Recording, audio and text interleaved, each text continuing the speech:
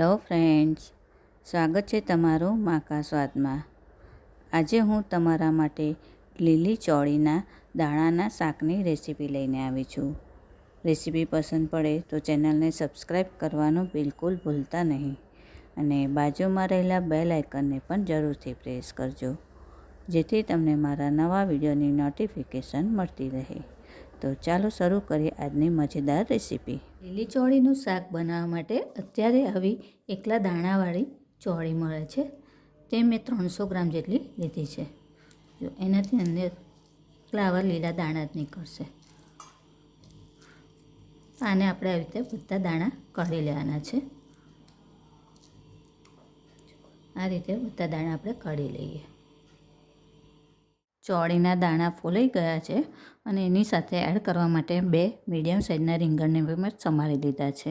તો હવે આપણે શાક વઘારી લઈશું। આપણે આજે કુકરમાં શાક બનાવવાના છે, એટલે મેં ગેસ ચાલુ કરી કુકર મૂકી દીધું છે। એની અંદર 1 ટેબલ સ્પૂન જેટલું તેલ એડ કર્યું છે અને અડધી ટીસ્પૂન જેટલો આપણે અજમો એડ કરીશું। અજમો આપણો તતડી ગયો છે, તેની અંદર 1/4 ટીસ્પૂન જેટલી હળદર, 1 ટીસ્પૂન જેટલું લાલ મરચું એડ કરીશું અને આ સમારેલા રીંગણ,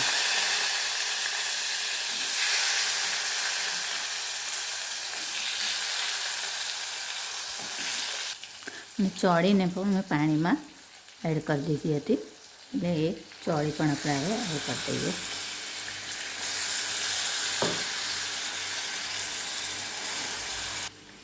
સાથે જ 1 ટીસ્પૂન ધાણા જીરું,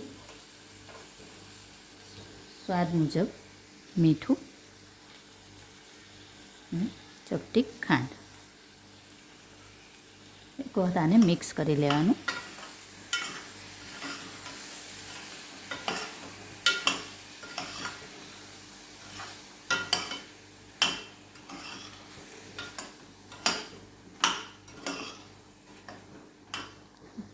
બે મિનિટ માટે આવી રીતે જ આપણે એને થવા દેવાનું છે।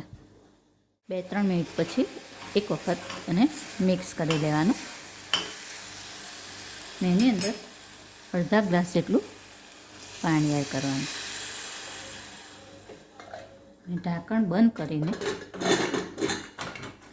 3 વિસલ વગાડી દેવાની। ગેસની ફ્લેમ મીડિયમ કરી દેવાની।